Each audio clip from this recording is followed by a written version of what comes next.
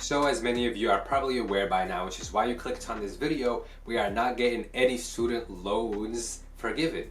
Now this result I kind of expected. I did not think that the United States government would actually give us something for free, right? I was like, there is no way they're going to forgive these student loans. It's too good to be true. Even though it's going to benefit a ton of people, there's always going to be those motherfuckers who don't want others to win, so they're going to hate on us. Supreme Court took it up there and obviously they didn't approve it. Whatever. The reality is, I don't want to talk about whether I agree with the decision or not. The reality is, student loans are coming up for us all, and they are not going to leave anyone hiding. The reason I made this video is to give you 3 money-saving tips that I have used and I'd advise anyone to use so that you can pay off your student debt as fast as possible.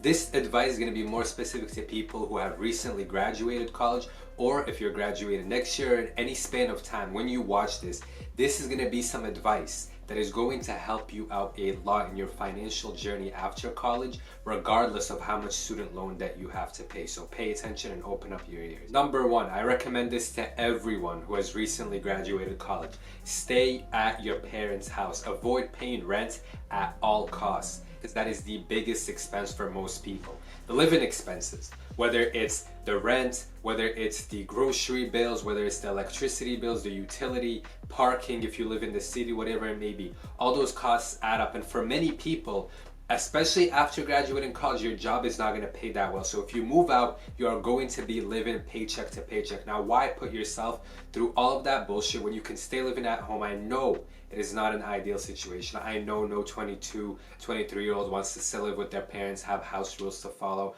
You want freedom, you want to have your own place. I totally understand that. So do I. Trust me. But the reason I made this move is because I know it is going to save me this big, huge expense that is going to take my whole entire paycheck every single time. With this expense, it is going to be so difficult for you to pay back those student loans. You're going to have barely any money to take care of bills, let alone this extra payment of student loans.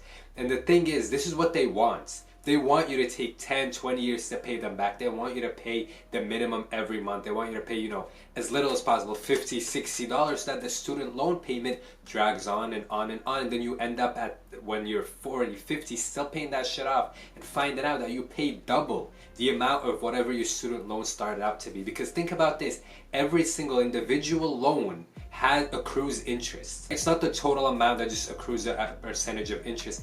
Every single individual loan, in my case I have 10 to 12 loans. Every single one of those loans is going to start accruing interest right when the pause ends, day after day after day after day. And if it takes me 10 years to pay that off, I'm going to end up paying $100,000, which is absolutely insane. College education is not worth that much. College education shouldn't even be 4 years on. Anyways, I'm not going to get into that topic. But take care of this huge expense. Stay living at home. Sacrifice 2, 3 years. Save up as much money as possible. Pay as much as you can every single month when it comes to student loans. That needs to be your number 1 expense priority. It cannot be rent. It cannot be utilities. It cannot be parking. It has to be your student loans so that you can eliminate it as fast as possible. And once that's eliminated, then feel free, move out, live wherever the hell you want. The second piece of advice I have for you, and this is more specific to people who just graduated right now, because this almost happened to me last year when I graduated.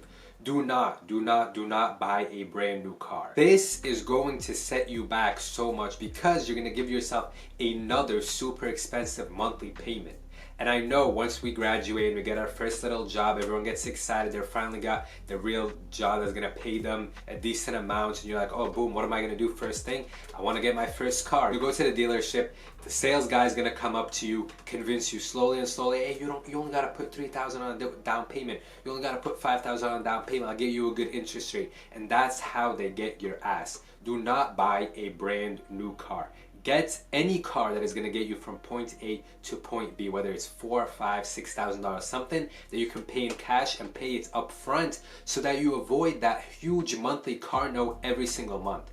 The second biggest source of consumer debt in the United States is car payments. I don't understand why you need a brand new car after you just graduated. You're 21, you're 22. Bike, walk, run. Get a used car. Get a car that, as long as it has 4 wheels and is going to get you from home to work, that's all you need, right? Avoid this payment at all costs. The other thing that comes with it is if you buy a brand new car, you're going to have an expensive car insurance payment every month. Because I don't know how it works in every state, but in Massachusetts, if you're, I think, below the age of 24 or 25, they add they add an extra charge to your monthly car insurance just for being under 24. I don't know who the hell came up with that bullshit. But anyways, and taking into account expensive car insurance, expensive car payment, now you're looking at $300, $400, $500 maybe dollars every single month that could have went towards your student loan payment. Also, the down payment that you're gonna put for this car, it might be $8,000, $9,000. That $8,000, $9,000 could have gone entirely into your student debt, or even half of that. $4,000 to the student debt, and then $4,000 to get yourself a car. You don't need a flashy car, because who are you trying to impress? You're broke. If you're trying to impress people with your car when you owe $50,000, then what the hell are you doing? The other thing is, a lot of people think they can out-invest bad debt. You think you got a job, look, you're thinking about investing, let me put into my 401k, let me put into this, you're now going to out-invest that interest rate. Because we know the stock market goes up and down. Of course, over the long term, most likely everyone wins in the stock market. If you put into an index fund, S&P 500, all that bullshit, if you put money into that in 10, 20, 30 years, of course you're gonna make money on it.